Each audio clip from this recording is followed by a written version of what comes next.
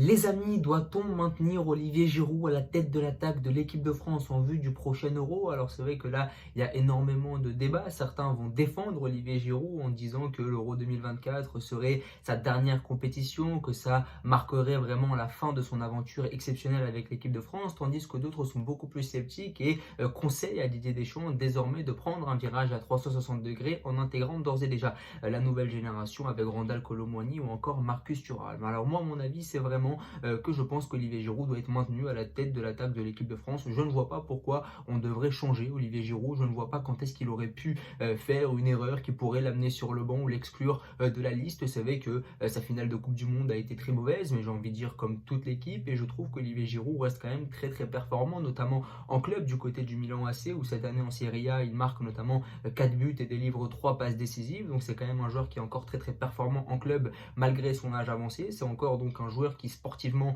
est très très bon, donc ça ne s'impose pas sportivement de l'exclure de la liste ou de le mettre au remplaçant.